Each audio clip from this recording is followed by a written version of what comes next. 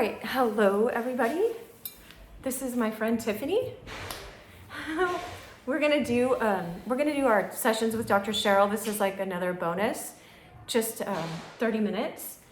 And our topic is how to not get offended by people. Okay, so sometimes, I'll just intro real quick.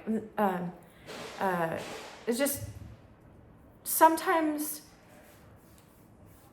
when we're in the middle of being gaslighted by someone, we have to call on a friend. And our friend gives us perspective. And so I was just like, we were on the phone the other day because I got offended by something. I'm sure I offended someone.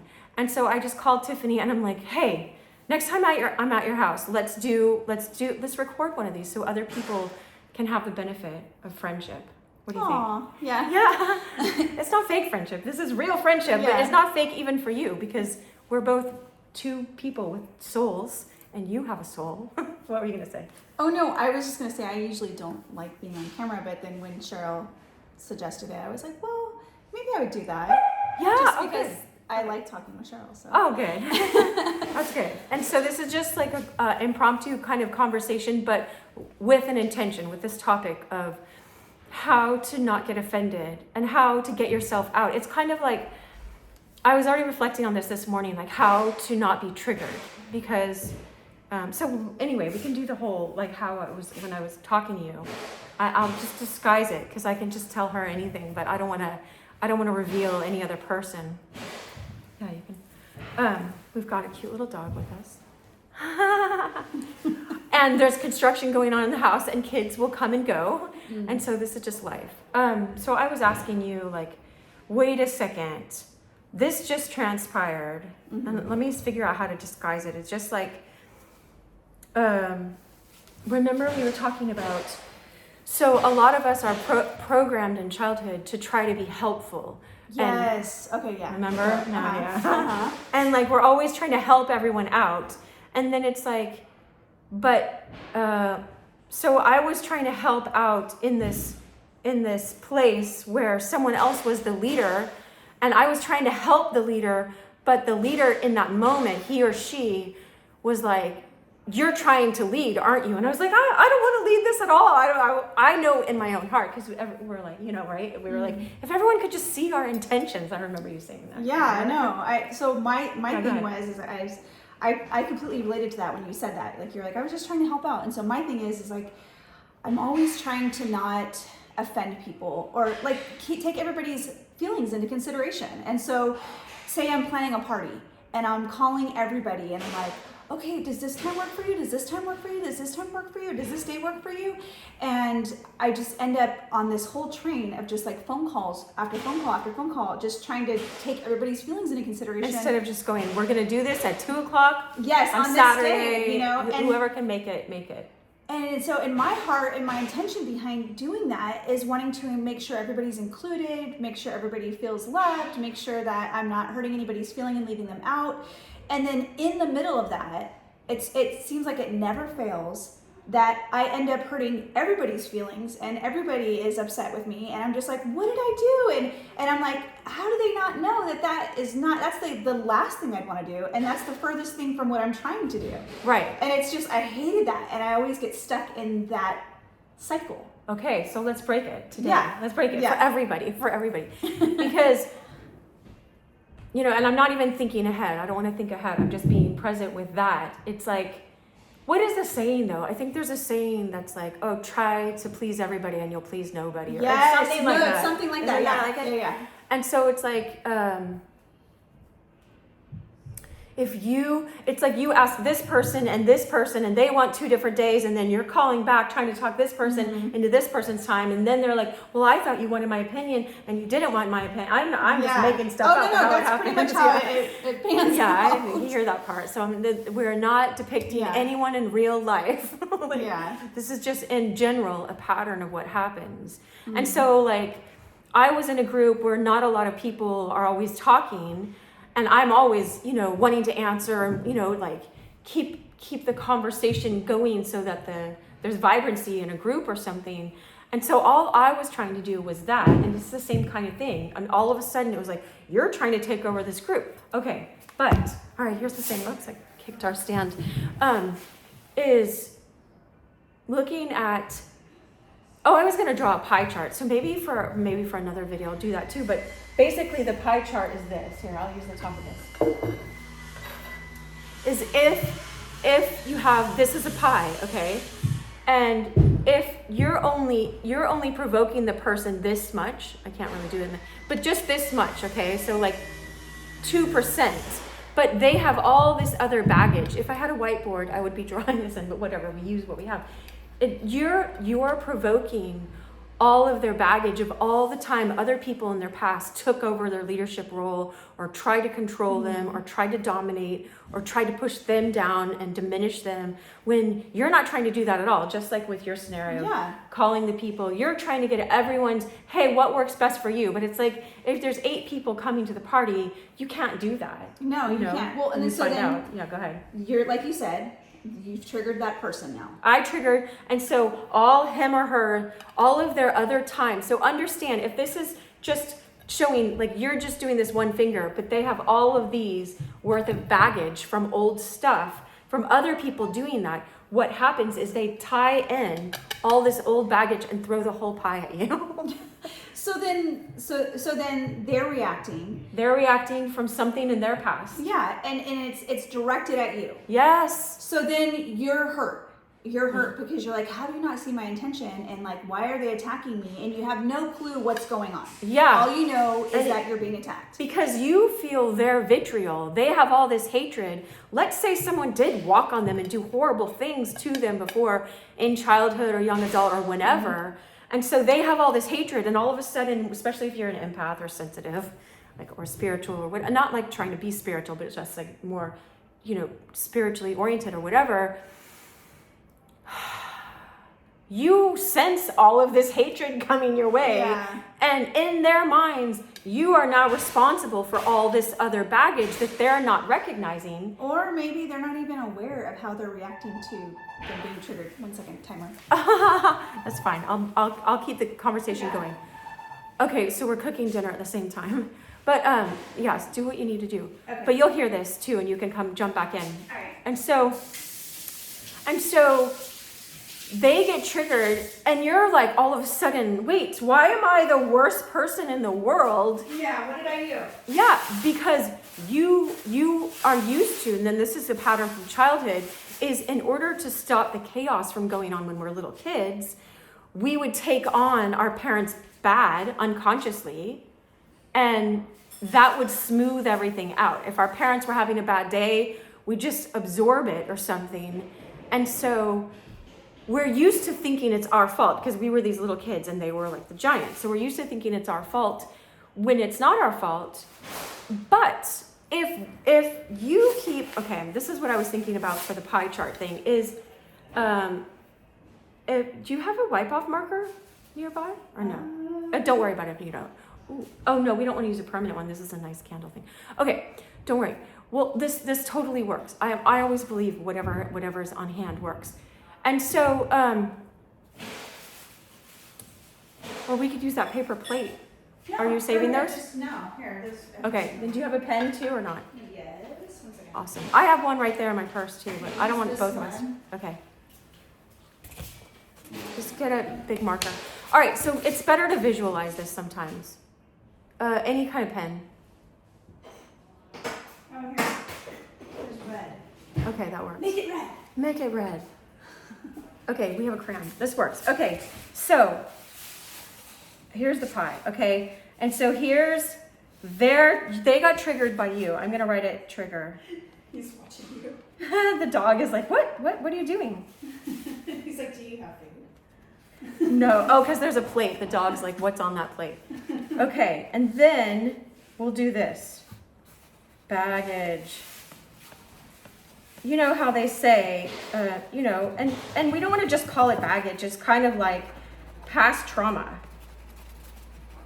Hefty. This plate says hefty. Yeah, it's hefty baggage. And then this is like consciousness. I put Jesus here. I put crosses. Okay, now this works. Okay, so here's the trigger event. Right here. So we happen to call these people, or I happen to try to be helping out. Let's make more baggage here. Trying to help out so that, more people in the group start talking or something. Okay. That's your intent. That was my intention. But other people can have people in their past that their intention was to actually dominate over this person and take over things and control and manipulate. So control and manipulation, people call that, if you're in the deliverance ministry stuff, they call it like the Jezebel spirit, which will act spiritual.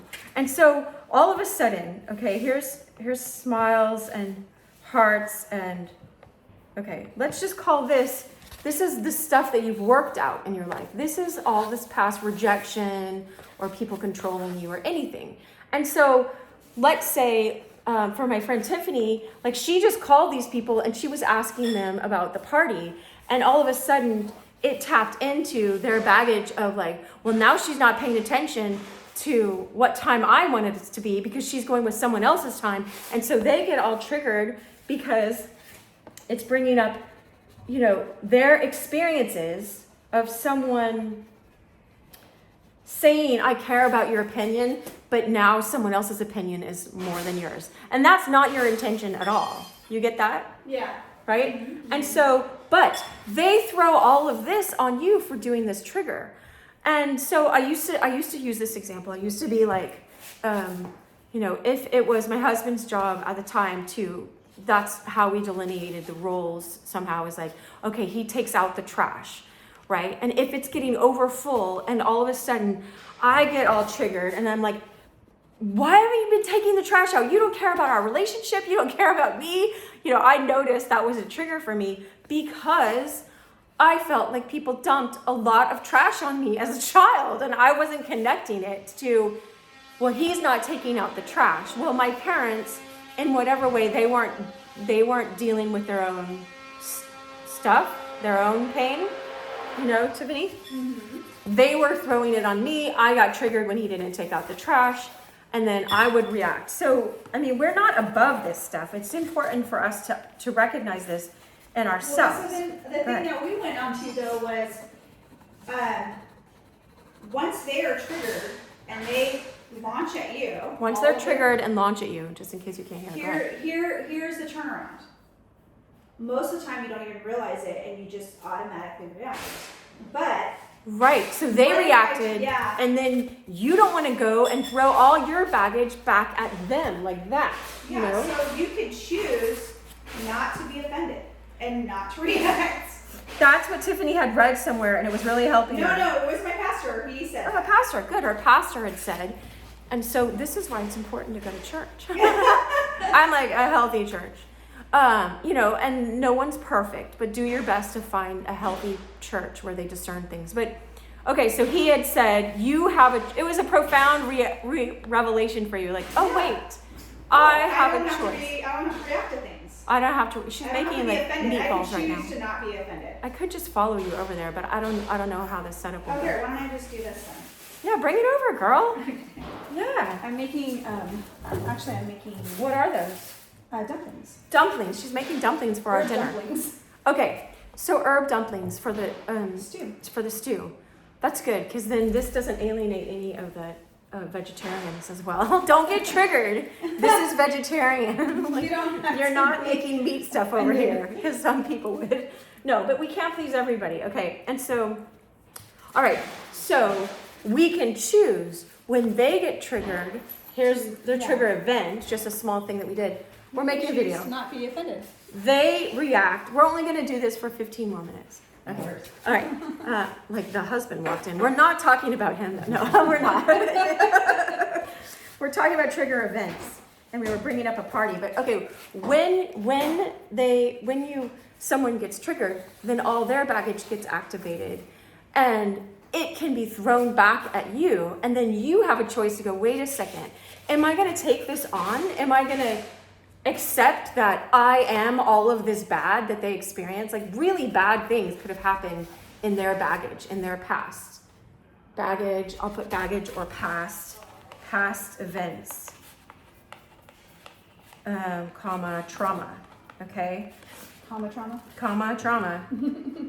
All right? And that creates drama if it takes two to tango, okay? Yeah. So you don't have to. I wrote past events and trauma if you're in a different language. Do you know only 18% of people in the world speak English? Wait, what? Yeah. Oh, wow. In the whole world. So I'm like, that's why I usually read these things so people in other languages that are seeing their captions in their language can. Oh, that's smart. Isn't that cool? That's nice. I like Well, I want it to go to everyone. Okay, so this beautiful drawing. So this is like when you go up to divine, because we're made out of soul. We're spiritual beings having a human experience. So you have the capacity when Jesus is on the cross, who never sinned at all, and he could say, forgive them. He didn't say excuse them. He said, forgive them. They know not what they're doing. Hold on, let me get this out of the way. I don't want to. There. He was able to do that because he could see that people are always worth loving, and they know not what they're doing. They don't realize they're throwing all of their anger at, well, Jesus isn't doing things the way we think he ought to be doing things. They wanted him to be a healer and a king and a ruler right then and get the Romans out of Israel. Like they wanted that to happen. Yeah. And so some people wanted him crucified because it looked like he was false, because he wasn't.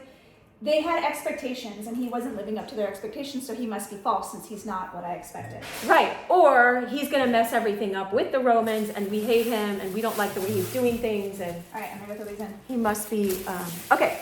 And so he must be doing, they said he cast out demons by a devil, by Beelzebub. It's like, anyway. And so you see this all the time, how you can't help anything. Like we didn't tell Tiffany's husband just now that we were going to be making a video. He's doing his work over there. And so he could have got triggered. I'm not saying he did, but he could have got triggered. He's like, oh, no problem, But let's say he wasn't all cool like he is. But he could have got triggered that we're in his kitchen making a video. And he could have thought, I don't know what he could have thought, but it could have somehow. I just finished work and I came to hang out and. Yeah, and they're making dismissed. a video. But this is why I told them there's a time limit. We have 15 more minutes that we're making this, because you want to communicate as best you can, but you can't please everyone. And this is part of my work. And so we didn't know when he was going to be done with his. But all of that's to say is, okay, so Tiffany, we got to go into how to not be offended. Okay, so we do something that triggers them, activates all this stuff. They throw the whole pie at us. And then we have the temptation. The temptation right there is to react and take your baggage and blame it all on them. But this is what I was getting this morning. Tiffany, tell me what you think too. Okay. Is God was showing me, like, I'm just like, clean out all my shame, clean out all my past triggers, clean out everything. But he was showing me there's a shortcut. It was I was getting this on my meditation. It was just like, because we were reading Luke 14, which is this woman who was, bent over, like we were talking about. Oh, yeah. Yeah, she was bent over. We were reading that this morning on the morning's readings. Okay. Yeah, and Jesus straightened her out. Like he straightened her back, and he said she had a spirit of infirmity, and he cast it out. Yeah, for how many? Was it 18 years? 18 years, yeah, you got it. And so, but the religious leaders at that place, this never happens. They got triggered, and it's like they were gaslighting Jesus. They were gaslighting Jesus. So you can understand all about gaslighting because they were saying, they didn't say it to Jesus. They said it to the congregation. If you want healing, come back when it's not the Sabbath, Mm-hmm. And then he just said straight to them. So look at how he cut through and directly addressed it. He said straight to them. You're not going to be the Pharisees, but straight to them. He said, you hypocrites, which hypocrite in Greek means a masked one. So it's like here's my mask, this is my baggage, right? You masked ones. You untie your horse and your ass, your horse and your donkey, these animals that do labor for you, that make you money. He's like, on the Sabbath day, you'll go untie them And lead them to water and food. Yeah, lead them to water so that they'll be ready for the next day for work. Mm-hmm. But this woman, who is a daughter of God, obviously a daughter of the Creator, but also a daughter of Abraham, so she's part of the Abrahamic covenant. That means she's not meant to be bound by the enemy. She's not meant to have this. Who has been bound for 18 years. You don't want me to heal her on the Sabbath. Mm-hmm. And it says all the people like cheered and all the officials were scornful and got really mad, and they were more triggered, you know. Later on in other passages, the disciples were like, don't you realize, Jesus, you really offended these people? And he's like, yeah, sometimes they're going to be offended, you know. Mm-hmm. But, okay, and so if they throw all of this at us and we figure out, that's what I was saying. Jesus was showing me, like God was showing me this. If you just say to God, God, here, I have all of this that got provoked. You take this from me. Take this from me. I know I'm not my past traumas. You're not your past traumas. I'm not my past events. I'm not all these things that happened to me before that got attached to me as like part of the definition of my worth. If I just understand in that moment, I am made in the image and likeness of God, I'm beloved, I am all the things of Psalm 139, right? Then when they're throwing all this bad and saying you're all bad because you caused all this, and they don't realize they're doing that, you see how you can be like, I don't have to take offense because that doesn't have anything to do with me. Yeah, and we don't have to respond in that offense. In a reaction. We can just lovingly, you know, maybe not in front of an audience or whatever. Like, you were saying that to go me. to them and be like, separate. Hey, here, come in the camera. You be like, hey, when I did this was your response. This is the way I took it. Is that the way you meant it, or, you know, am I reading into this wrong? Yeah. Or is that really the way? Because that's the way it felt, and I'm really sorry if I did do something to trigger you, but that wasn't my intention. And.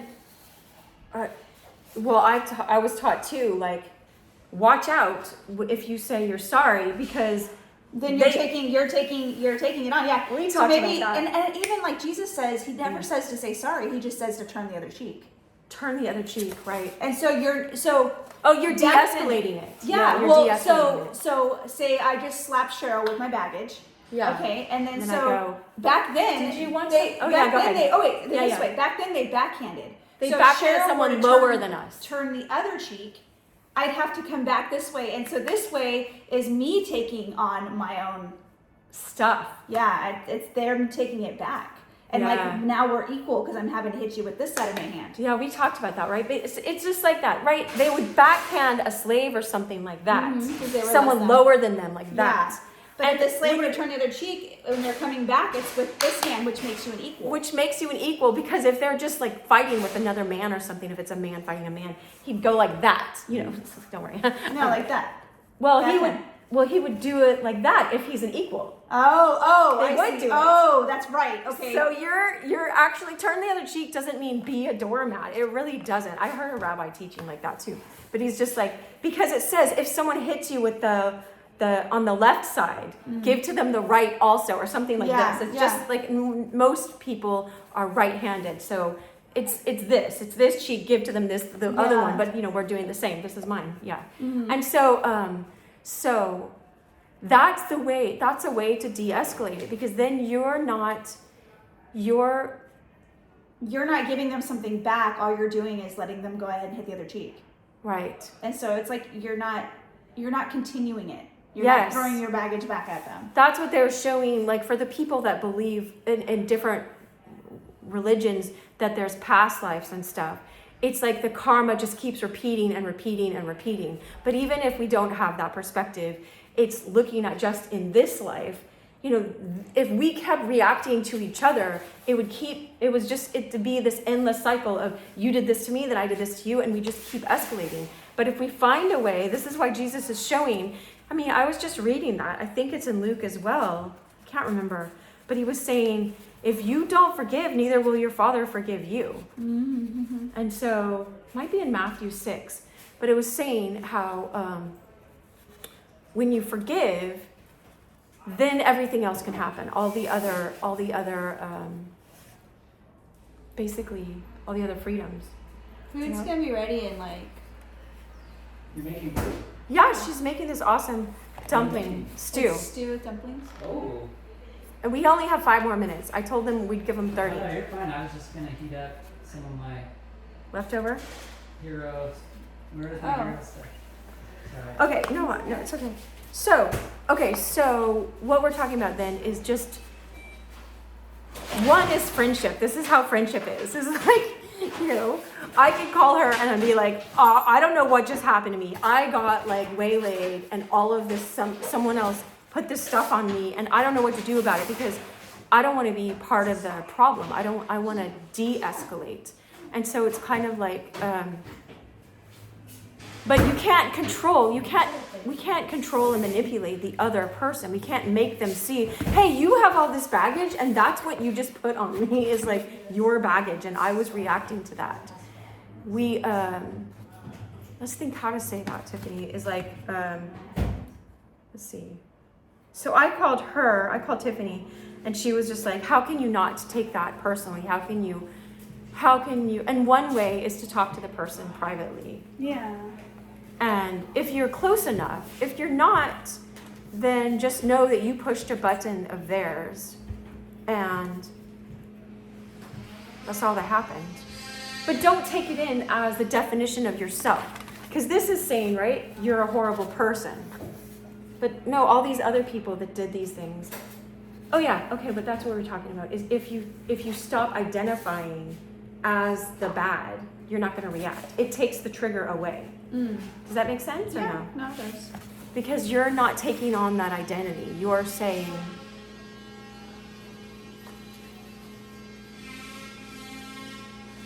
you're actually tapping into the divine, right? Up above that microwave. That's what we're doing right now. I was just saying you're tapping into the divine. You're reaching up above. Okay, you got it? Mm-hmm. Okay, so how we stop identifying with this is know your identity, your God identity. Yeah. Don't you think? Yeah. Well, I think just when you're feeling like the other person is upset with you or the way they say something is like snippy or whatever, and instead of reacting to it, like when you feel yourself wanting to react to it, is just stop and ask yourself, okay, is this my stuff or is this their stuff? And then you say to yourself, oh, I feel offended by how they reacted to me. And then you can just say, well, I don't need to be offended by that because that's not my stuff.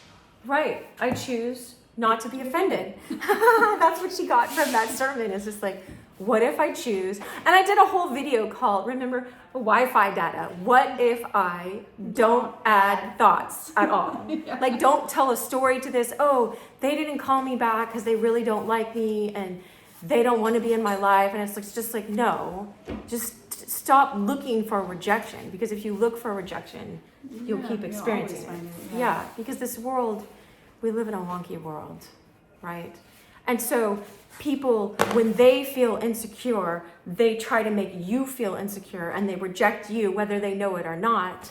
And then you feel pushed down. But if you don't take that rejection on, I was like, wait, I had the Son of God, God himself, came down from heaven to pursue me, each of us, to die for my sins. Therefore, there's no need for me to feel rejected ever, because that's your worth.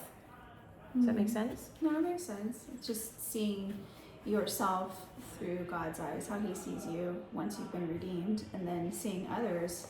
You know, when you're feeling angry at somebody, asking God, like, okay, God, show me how you see them. Right. That's exactly what she told me to pray about this one person before, a long time ago. And it really helped. Like, start praying that you see them the way God sees them. And it's like, wait, God died for this person and wants to reconcile them, and ask God to help you keep seeing yourself as God sees you. And this is like, I'm calling my friend, and this is like, this is way better than therapy right there. No, it is, because it's God therapy. It's the word in Greek for therapy means healing. And so it's like asking, it's like as I start aligning with seeing myself as God sees me, I stop taking on the bad that that person was throwing at me. Yeah. And I stop seeing them as the bad guy. They're just reacting to past trauma in their life. And it's not an excuse. It doesn't mean, remember that thing? It was like, we don't have to keep entertaining someone else's demons. If they're entertaining demons, we don't have to entertain that person. But no one's perfect. And we all have baggage. But we're not the baggage. Does that part make sense? No, we don't.